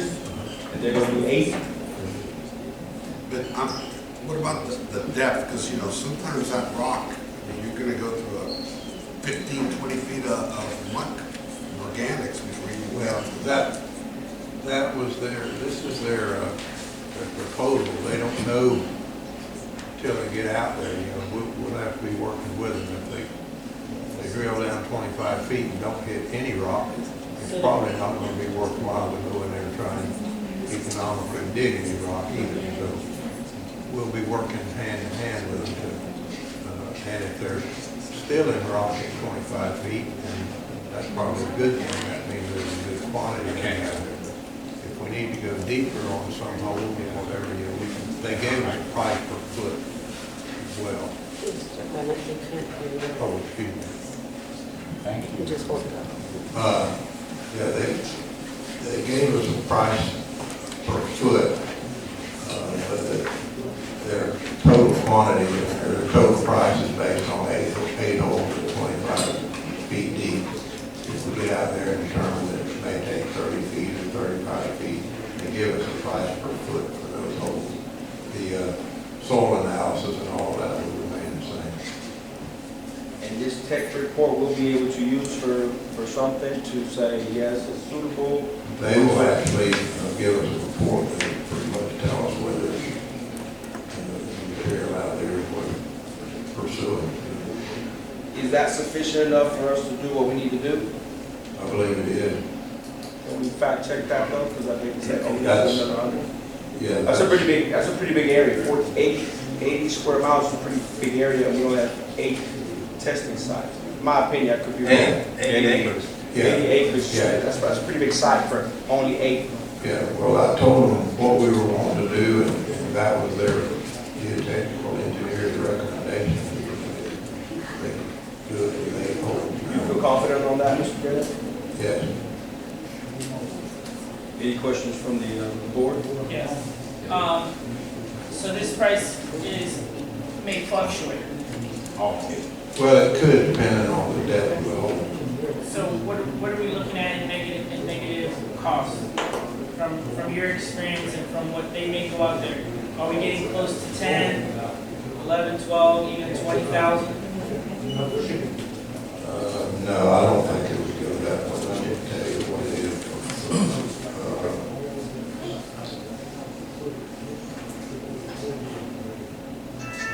It's $19 a foot. So, you know, if they drill another 10 feet each hole, that would be another $200 per hole for 8 holes. So it's not an astronomical deal. But they're estimating that they drill holes all over this area. They're from this area. I've worked with them, they're all over. They're all over the place. They're doing a lot of work on the dike around the lake where they're doing the hardening of that dike. And so this was their estimate of what they thought they needed to do to give us a report. But I will tell you that, you know, if they get in the area, they'll probably work with me and say, hey, we may need to go deeper on this hole or whatever. Or we've done 4 holes and we haven't hit enough rock to make it feasible, we'll quit 4, or we'll, you know, they talk to me and say, hey, is it worth doing the other 4? Yeah, 7,000. That could happen too. Any questions, comments? No. What do you think? I don't want to give up on it. Well, it's got to be an investment, but it just doesn't seem like it's going to pan out, but if you guys think it would work. Any questions from the board? No. And if we did get the go, if we did give the green light, Mr. Bennett, when does this happen, and when will we have a report? I had to get back with them. I mean, they gave us this report a couple of months ago, so I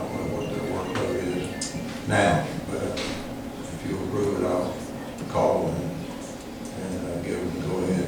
We'll find out then.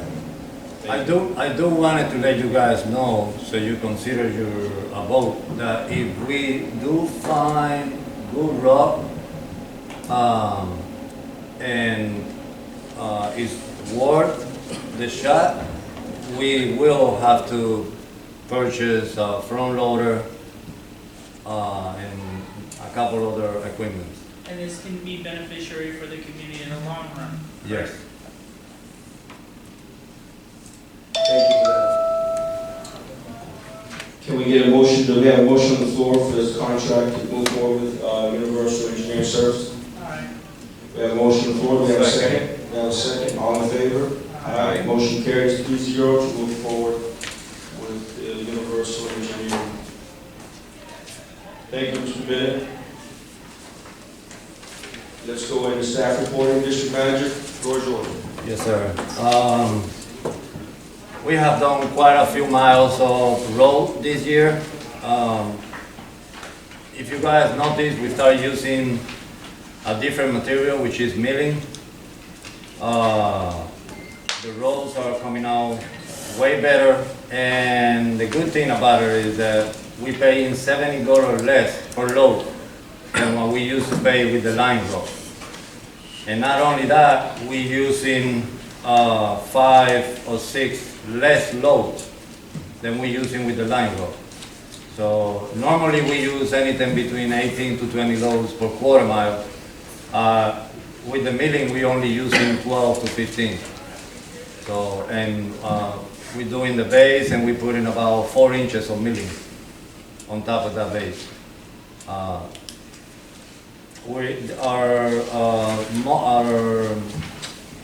boom mower is on Camino Rio. The pumps, all the pumps were really good during the hurricane, after, before. We just run into a couple problems with the belts, jumping. But, you know, minor things. We did spend some diesel on it, but we pumped for like a week, 3 weeks, and then after that, we spent another week and a half pumping the water from the corner of the property. Corny, right? Corny. We mowing through our Montura. We sold 28 permits, 16 of them were new. The other big step that we're taking is, I don't know if you guys noticed, we're doing patches on Hunting Club and Appaloosa. That's where we start. It's been done by Diaz Asphalt. So far we have cut 26 patches, you know, on different sizes. Whatever was really needed, the money was worth it, because some other spot is maybe 1 or 2 potholes, and I don't want to do a 10 by 20 patch when it's only 2. It's going to cost some money, but we have to do something with the paved roads, otherwise we're going to just be getting worse and worse. And as you guys know, we've been through like 3 years without being able to do any resurfacing, so, and you know, people is complaining, and they have the right to complain. I mean, there's a lot of, they're in really bad shape, especially in Montura, Hunting Club, and Appaloosa.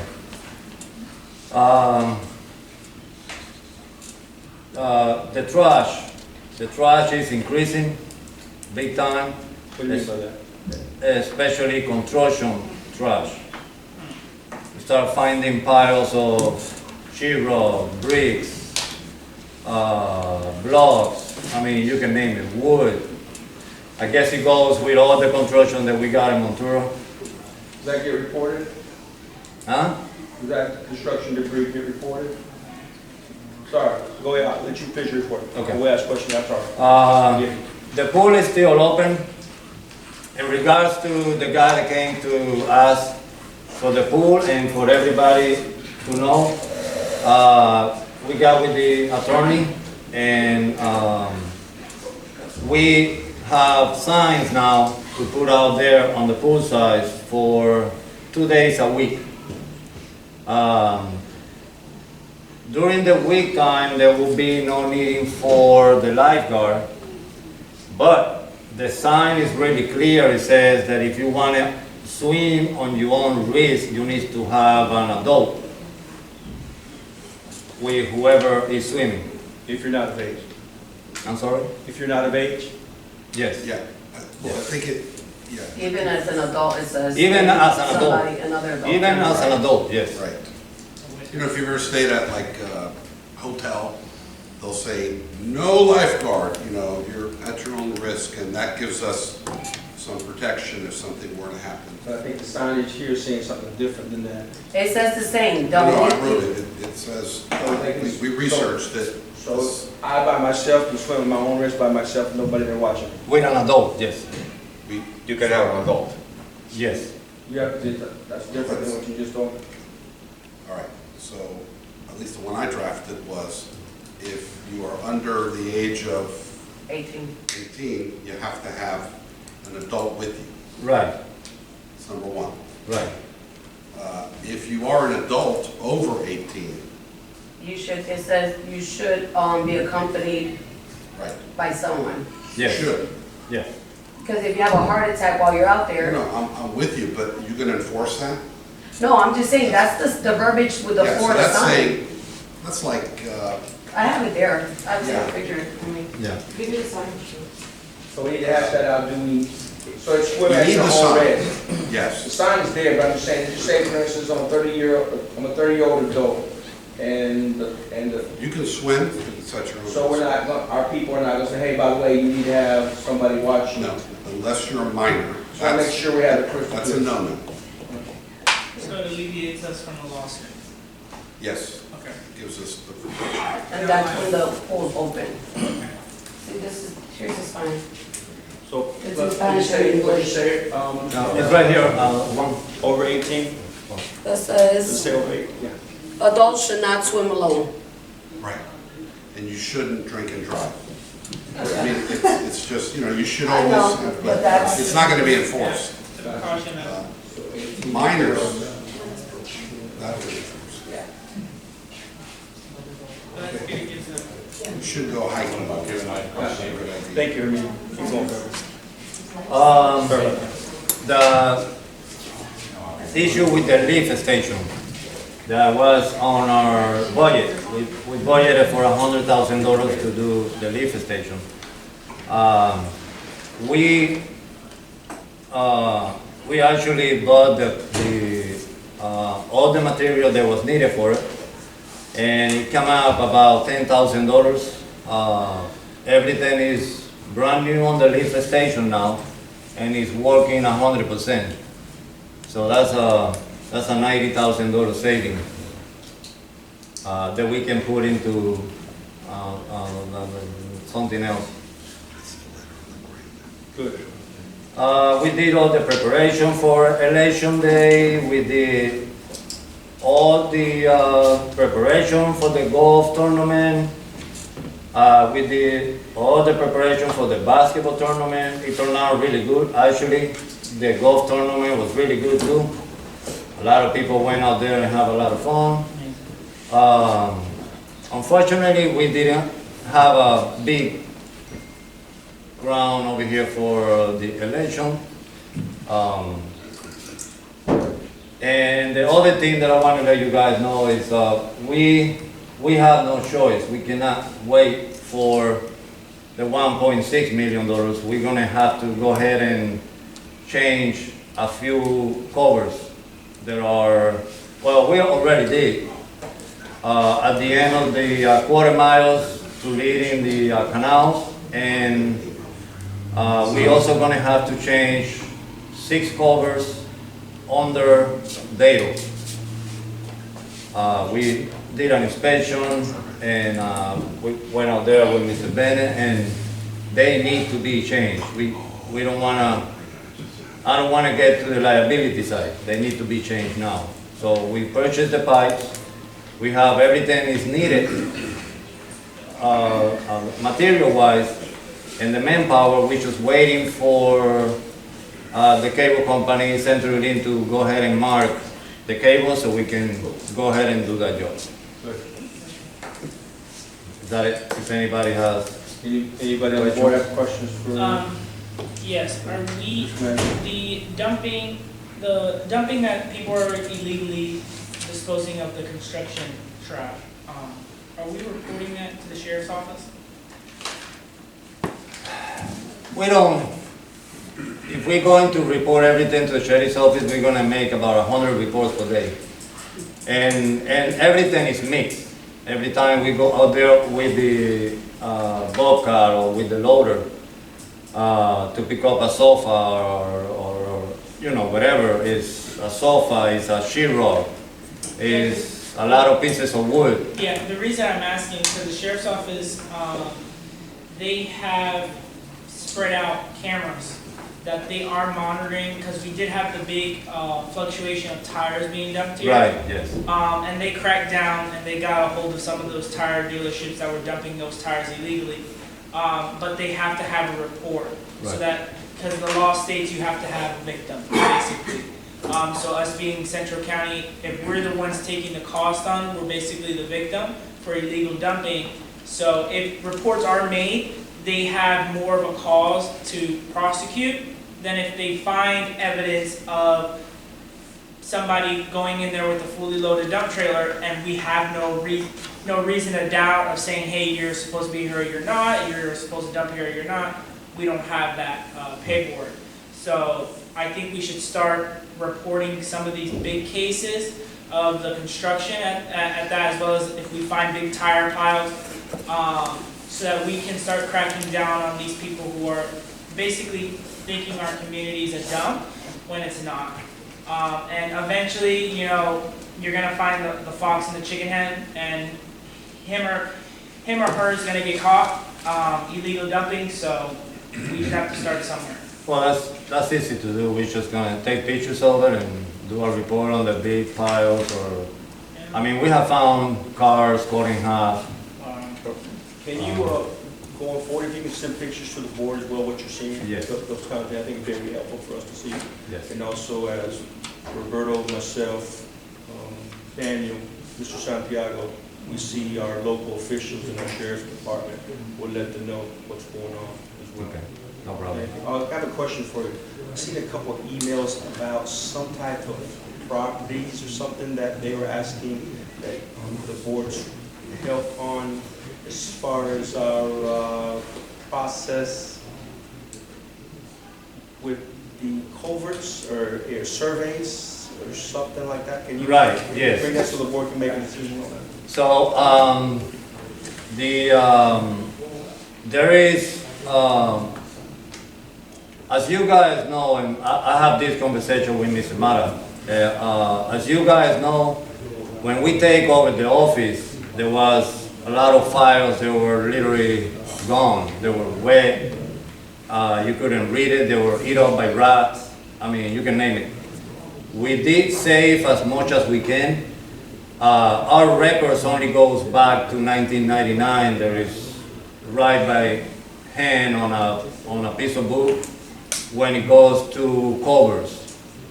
So I was explaining to Mr. Mara that we are between the sword and the wall with this, because we are forcing people to go by the rules and regulations when it comes to putting a cover on it.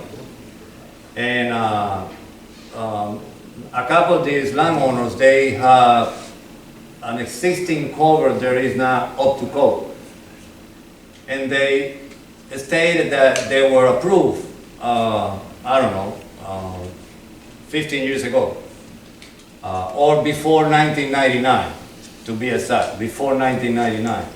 So, because we went through different meetings with Hendry County in regards to construction sites, damage our roads, and this and that, we changed the cover permit. We did all this process with Mr. Fumero, and basically for anybody, the way it sits right now is, if you wanna put a shed inside your property, you need to have the permit already with the inspection pass.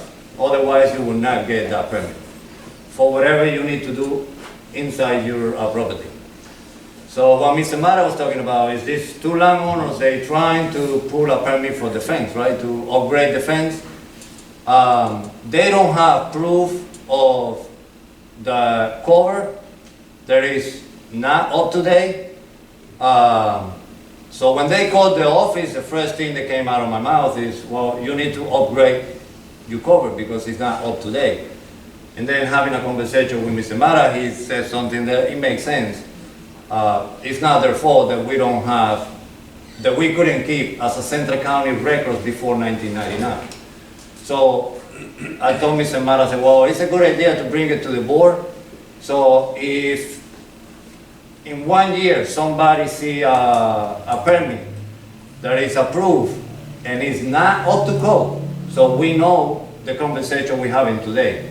It's not that, you know, we're just doing a favor or we're just doing something for somebody different between the landowners or anything like that. Yeah, just to shed a little bit of light, John, so you might need it in the board so you can understand. So both of these homeowners, I've been told, are upgrading their fence. They pre-existing landowners with homestead. So as I was having that conversation with Herminio, back when they homesteaded, they had everything in code. So these are these gray areas that we're going to pop in, these little situations. So what the county, Hendry County is telling them is, I can give you a fence permit, but you first have to sign off with Central County on your culvert. But the homeowner is saying, but I did that when I first moved here and was homesteaded. Now that 20-foot culvert, whatever type of material is not up to code, we're trying to say, I'm thinking we should be able to grandfather them because when they did that homestead, they were good then. So that's where I'm trying to bring up, have a meeting talk about, bring up to the board, what's of the opinion, because we have two homeowners that are in this. I'm trying to upgrade my fence, but the county's saying because of the ordinances now, or whatever zoning is, ordinances now, that we have to get signed off by Central County. And Central County is saying, well, they don't meet the 30 feet culvert now. So they're not giving the landowners, homeowners, permission to do that. So in other words, we take the cost of fixing that culvert.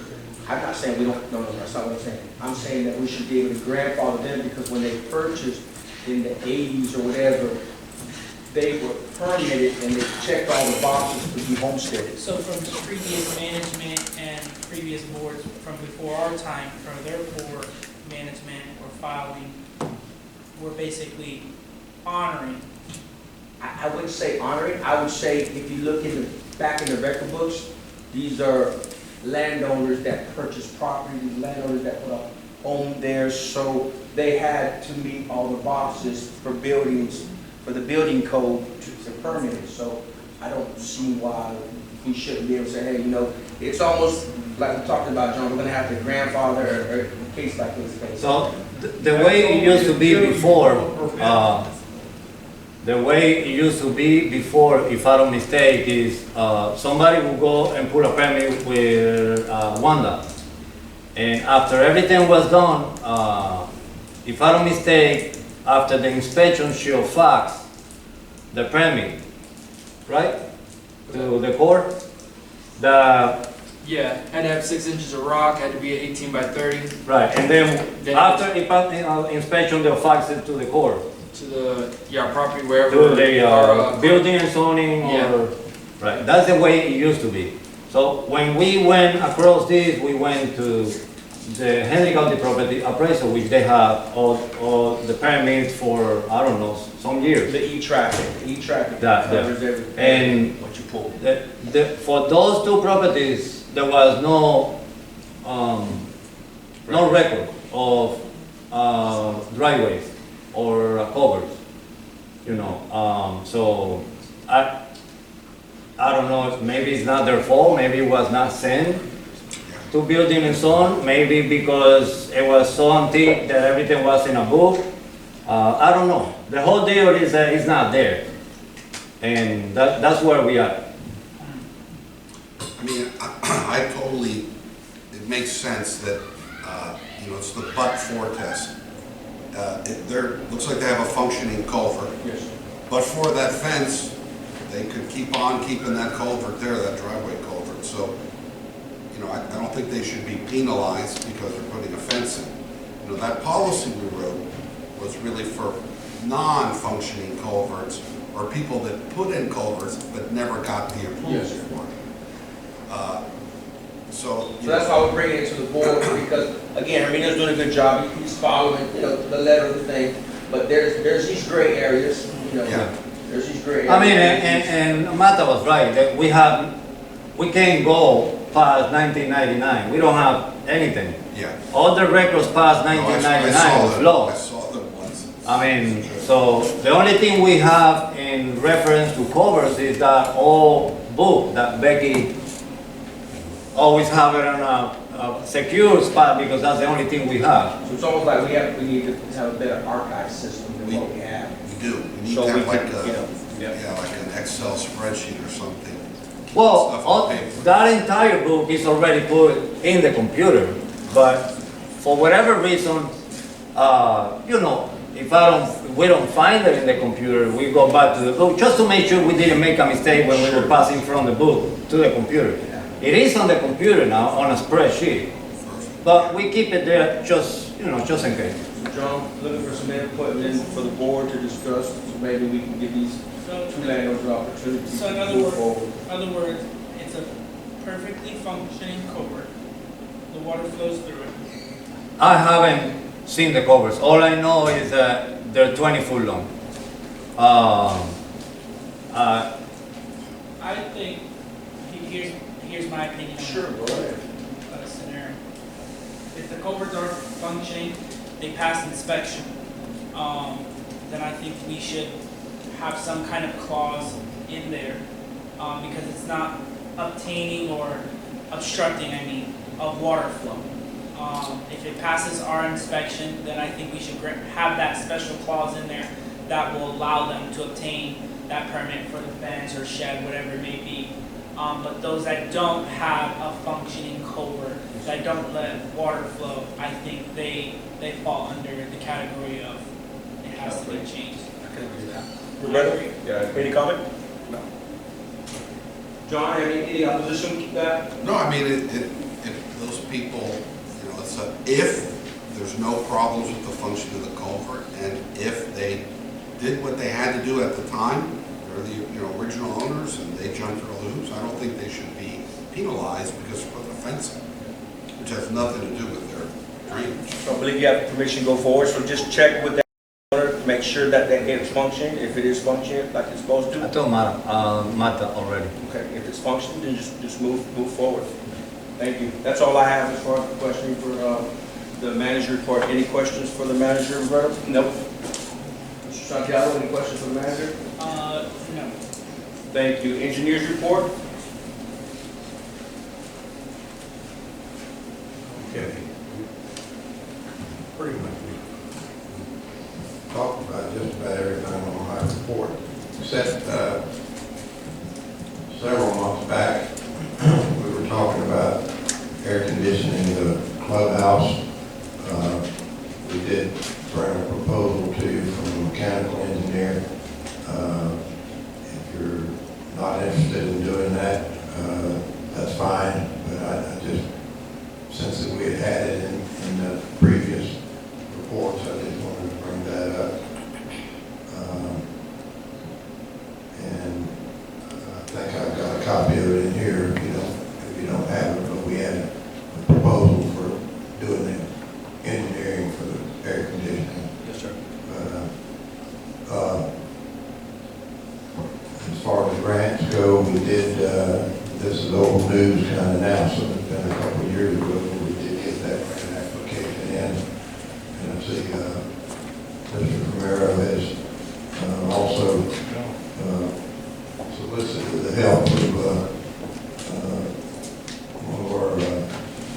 representatives for that $4 million grant for that position in Florida. Yes, sir. Rock pit, we already talked about that.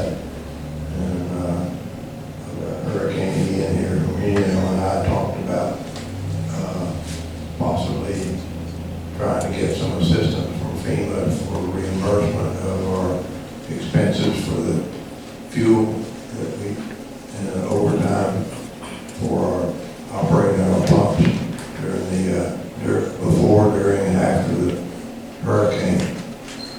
So I think we've got a deadline we've got to meet to apply for that, if I'm not mistaken. It's like within days, I think. We've got to either get a consultant to do that or something. I'm not sure about that. Our meeting was talking about that.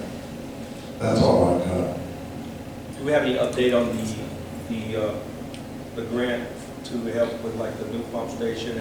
I'll Oh, you discussed that on yours? Okay. No problem. I have no comments for the engineer. Mr. Roberto, any comments for the engineer? No. Mr. Santiago, any comments for the engineer? Any questions? Thank you, Mr. Bennett. Appreciate your report. Can you also bring before the board one more time a rough estimate to continue the relaying of the roads that you had in your master plan, that master plan? Oh, okay. How do you go? Yes, I don't have that with me, With you. but Yeah. I can get that next meeting. Welcome. Yes, sir. Welcome. Thank you. Yeah, sit right here, thank you, sir. So, yeah, if you could bring that back up to the board so we can look at it. Okay. See what we know about overlay. Okay.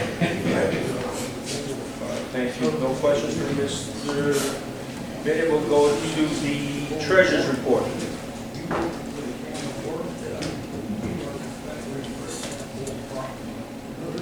Boyd? We actually missed the last meeting. Our report is through September 2022, but I just noticed this has August meeting. So I guess I've got numbers more current with Becky. This has the August financial report in September. They both work. I mean, Are they both? yeah, I updated the new one.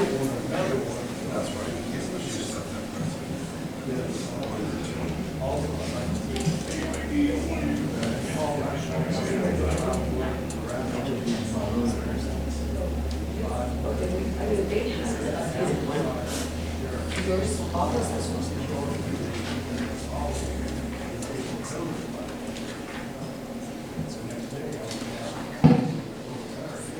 I'll print out the first couple of sheets.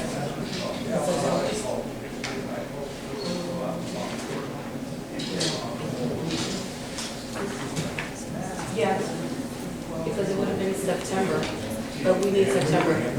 Yeah, no, Marie got it to me late, that's what it was. I'll print out the first sheet that you're gonna pull from John. Yeah, just the first two things. I've got the.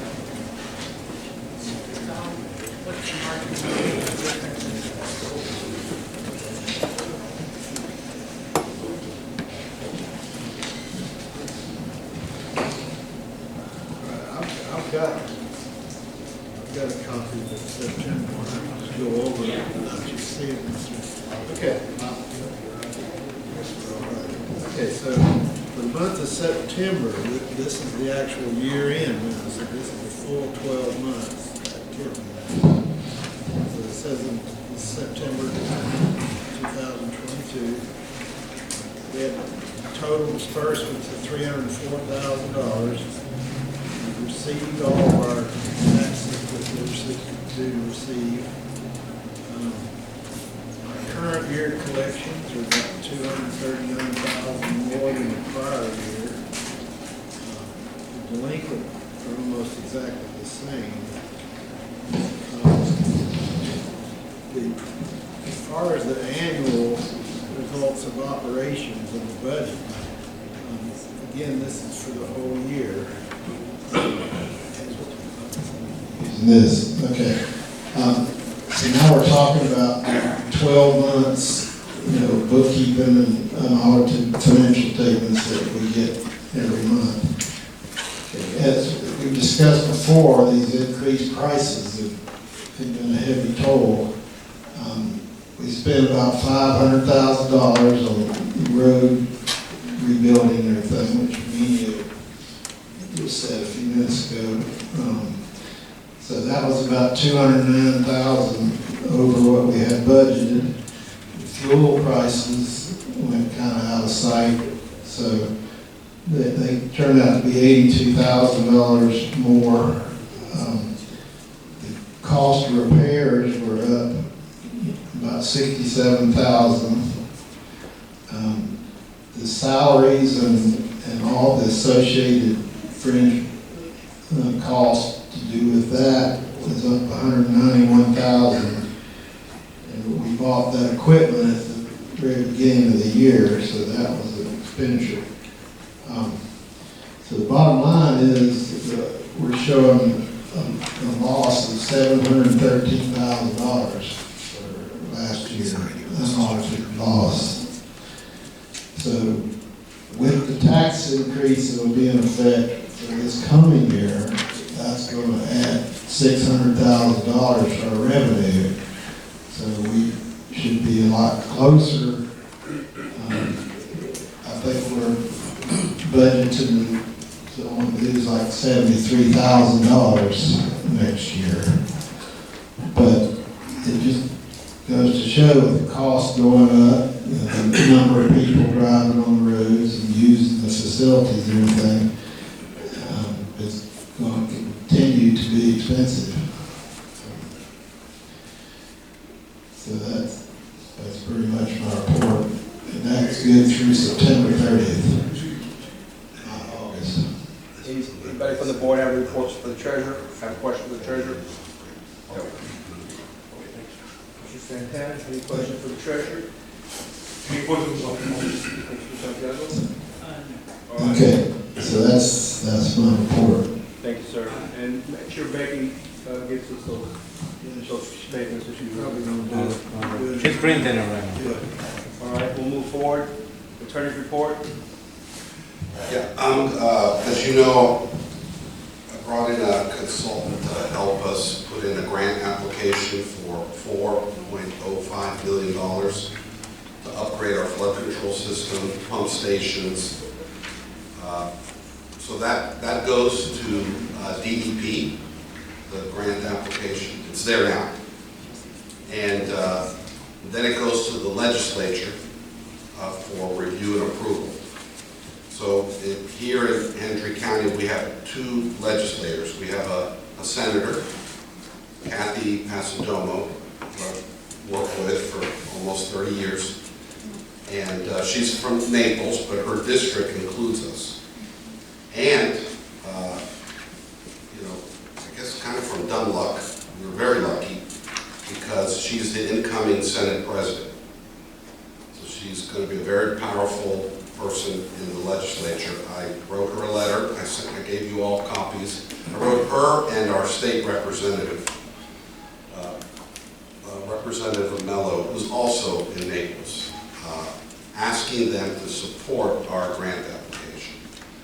Well, Senator Passidomo called me yesterday, and I got Aaron, our grant consultant, on the phone, and we talked to her and one of her staff members. And they were very interested, very supportive. Again, we're in her district, and we don't get much from them.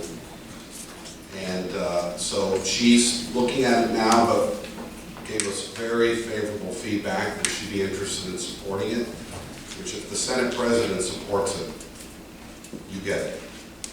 And that's $4 million, so keeping our fingers crossed. So I sent the two letters, state representative, the state senator, and you all should have a copy. I also attached photos of the flooding that we put that together as part of our grant application. We have some pretty incredible photos showing, you know, some of the historic flooding that's occurred in Montura. So, you know, fingers crossed, hopefully that $4 million would make a heck of a difference to what we'd be able to do in terms of improving the flood control system. You know, a lot of, Emilio's talked about, a lot of the culvert connections with the canals are crushed. Correct. I don't know how many are even functioning today, but a lot of them are not functioning. I don't know if you recall. Yeah, we already changed like 116 of them, but there are 400 and so of them, and the majority of them are crushed. So the grant would pay for the engineering and design work. There's no match required, which is great. That money would go straight here, would not go through the county, it would go straight to us. It also involves a new pump station and looking at increasing the conveyance capacity of the canals, maintenance, dredging, restoring the original design cross sections of some of those canals. And also, we kind of snuck in a little bit on wetland restoration within the reservoir. So, you know, we're looking at way over $100,000 to resolve the pending South Florida Water Management District compliance case. Because we're going to have to do restoration, we're going to have to put up fencing, signage, all those things. Have to apply for a permit. Permit's $10,000. Prepare all the permit documents, design documents, surveys, transects. It's annual wetland monitoring reports. It's a lot. I'd say if we're lucky, it'll be a little over $100,000. If we're unlucky, it'll get in the $200,000 or $300,000 range. So this money, we put in a piece there for wetland restoration that we can kind of use to help us resolve the reservoir issue. So that's one thing. Also, as Emilio said, we did some research on the liability, the lifeguard on duty, our off-duty issue, and we also did some research on the school bench project. And I don't know, did you ever approve that? Not that I know of. They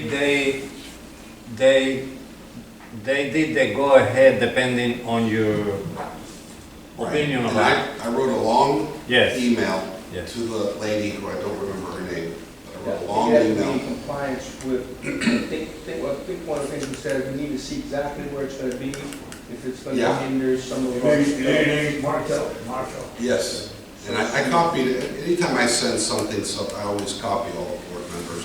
And Mr. Moreno, just after this meeting, you're gonna get an email account, which is very important to check it because I regularly communicate with the board members. Like this letter, I've sent to everybody last week via email. So that's how I mostly send you information. So it's important to get your email account set up. And I'll talk to you about when Chris comes on as well about ethics and public records and sunshine law and the do's and don'ts. I have a package that I will give to you and to Chris so that you are aware of other legal issues as an elected official. So I'll get that package together for you all. But on the school bench, you know, I don't have a problem with it. I told her it seemed fine. I laid out some conditions, one of which was how many benches, and we need to have maybe an aerial where she shows exactly where the benches are. We have to have a uniform setback from the road. You know, you don't want to have benches too close to the road because that's a hazard to the kids that are using them. Things of that nature. So that's all laid out in the email I sent to her. I never heard back from her. Well, she did say, she thanked me for the email, but I never knew if she ever came back to you to get the final approval. No, we never got anything back from her. The last word was she was working with, I think it was Home Depot, right, Becky? For the donation of the wood and everything for it, but that's it. And she asked me if they were going to have the kids paint them. It would be all different colors and designs. That wasn't a legal issue, that was up to you guys. problem with. One thing you did mention is that we cannot put any, Advertise. Yeah, and you can't say, you know, for school children only. That's because we're not the school board. It's a bench, but you can use the bench. I think that's good. Yeah, I mean, I think it's a great project if she can make it happen. So we'll wait for, So I guess we'll wait for her to come back to us. And that's all I have. all right. so the pump station that Fomero just mentioned, that one has nothing to do with the 1.6, so on that one, we will have to pull a permit with South Florida Water Management, because that will be pump number 13. Understood. There's one other thing that's in that $4 million grant application too, that kind of got eased in there too, that originally they said they probably couldn't do is, I think we've got enough money in there, if we get all of it, to reconstruct about 50 streets, swales on both sides of the road. That's awesome. So Good, that's awesome. that's included in that grant too. Thank you for that input. Anybody on the board have any questions for the attorney? Nope. Santiago? Mr. Santiago? Thank you. All right, we'll move on for clubhouse report. That was part of the number. That was part of the, All right, I see it here, I'm just trying to follow. All right, with that being said, thank you, everyone. We'll go to the manager's report. Roberto, do you have anything to report on your side? I know you didn't have anything, but just we don't break too I'm very many. glad to be here. Thank you. I have nothing on my side. Mr. Santiago? Yeah. I just want to say, the staff and management have done a great job in keeping Montour from flooding. I was speaking with a few other water control districts in our area due to the hurricane. And our area is known for flooding. We do get a lot of surge water, they say, and the water term. And thank God we had our pumps pumping and working 24 hours, 7 days for 2 weeks straight, right? yeah.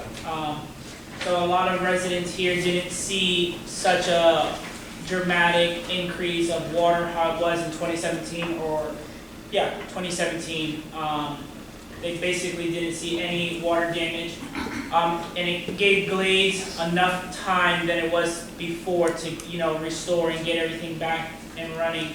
So I just want to thank the team, CCWCD and the management for keeping us dry, basically, in that time and not how it was in 2017. And then also on that note, just for a reminder for the board, moving into the new year, we do need to take more action as a board and influencing and putting our foot down with a lot of other elected officials outside of Montour to get more involved in our community, be more proactive for our community, because from my knowledge is I have seen within these past years that bare minimum, let me correct my phrase, a bare minimum of elected officials do show their presence here in Montour, and it's sickening to see that we're basically the cash cow of Hendry County, and we pay all of this money in taxes and we don't get any benefit or any repercussion as in a benefit factor from the county. We pay for law enforcement, and we hear from many citizens, and the call logs, we can see them day in and day out if you request them from the sheriff's office. There's a bare presence here. Same thing like our fire department. I'm very grateful for Naples County Fire, and I think there was another fire department who helped get a new engine or something like that. They donated it. Where money like that from the county can be used here for our fire department. Same thing like mosquitoes and the bolt pickup and the trash and stuff like that. We need to put a more of a foot. I know Mata, and Santana, we've been pushing, but we have to push as a board. We have to influence, you know, the community and influence a lot of people to rally in a more professional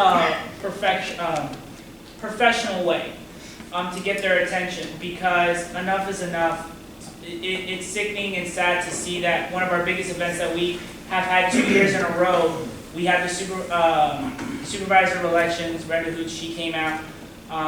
We had our deputy who was paid by the sheriff's office, not the sheriff's office, by the Hill Foundation come out. And many of the board members here who partaked in that Easter event. But our sheriff couldn't come to our Easter event, nor could any of our county commissioners.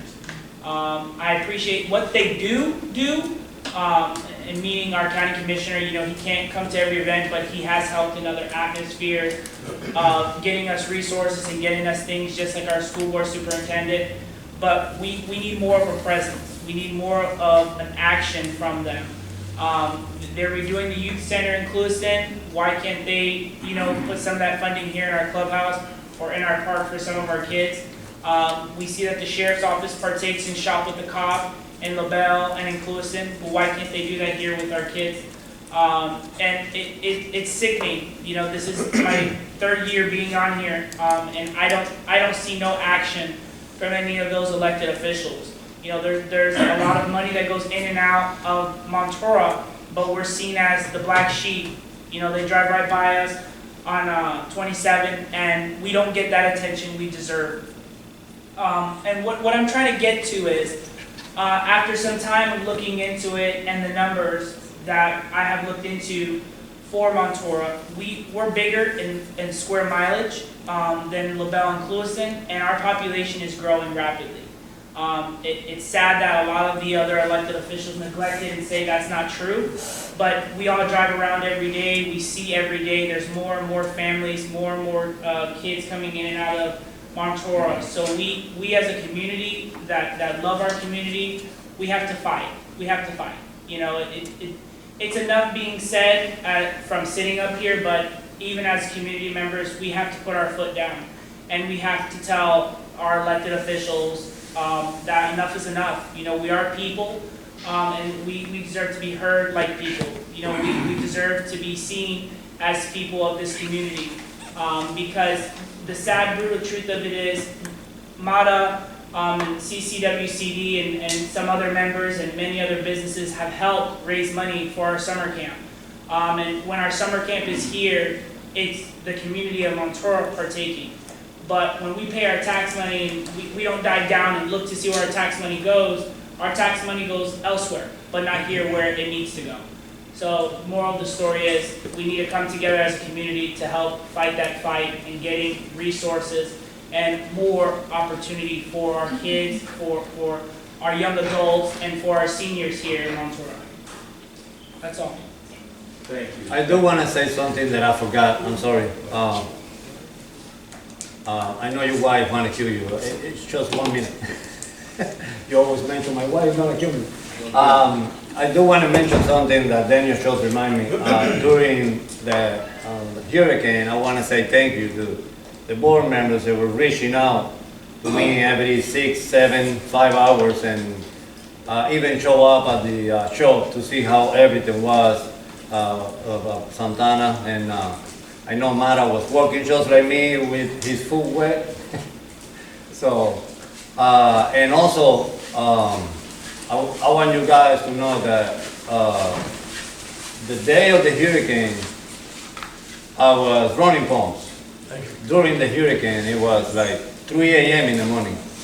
And next thing I know, when I looked to my side, Iglesias was there. So he took the time to go with me all around Montura, see how the water was, see how, he went with me to every single pump to check on it, so he took the time for that. So I want to thank you guys and him for that. Appreciate that. Thank you for Supervisor Santiago. Mr. Santana, you have the floor. Yes, sir. Thank you. I would like to say,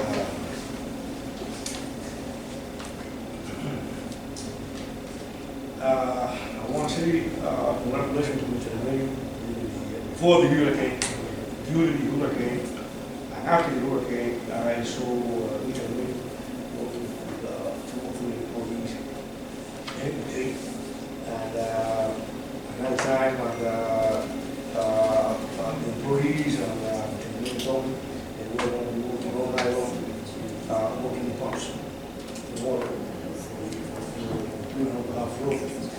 Shirley, we've been coming to Missoula since 1979, or years from 2000. And I've been here now from December 18th up to the present.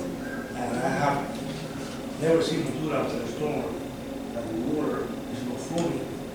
Really, you know, I mean, any place. You know, I have to say congratulations to all the employees, the Central County Water Control. I also want to say, I was there around and see how everything was, the canals and everything else, and I saw Mr. Iglesias, Ramon Iglesias 4 times. I saw him before the hurricane. You told me he was here at 4 o'clock in the morning, one night, and then I saw him 2 other times. And he called me every day before the hurricane, after the hurricane. And I want to say thank you to the Iglesias. She told me, if you guys have any problems, please let me know so we can help. I think it was the manager's board at that time. Also, I want to mention Mr. Daniel mentioned about the sheriff's office. And I have to express myself and say what I believe and what I have seen. Okay? Since I moved to Ventura, December 2018, I got here, I was worried. I was worried because other things were happening. Okay? And I've been doing volunteer patrol for the last 2 years. Ventura, the surrounding areas of Houston, Carlo, family. Let me tell you, Cherry Boats have done a great job. A great job, they have. Crash down on crime. The crime has gone down. Probably theft has gone down big time. In everything. I go around, and I see the difference. And people tell me the difference that is in Ventura. Right now, I'm used to people. So I want to mention thank you to the Cherry Boats also. I want to say thank you to Sergeant Dominguez, and he's been working here, and I've been working volunteer when he was working. A lot of times, I see him and his deputies, how they work here in Ventura, and they do a good job. I want to say congratulations. I want to mention one thing that I spoke to Mr. Dominguez at the office of Central County. We are short on staff in the office. We need at least 2 more employees to help out, to do the job that they have to do. Sometimes Mr. Dominguez, I have seen it myself, have to get some employees from one job over here, place in the other location, so they can do the job. Sometimes you put, correct me if I'm wrong, do one thing over here, and another employee do another thing over the other place, where you need more manpower. So I think it would be a good idea if we can hire at least 2 more employees.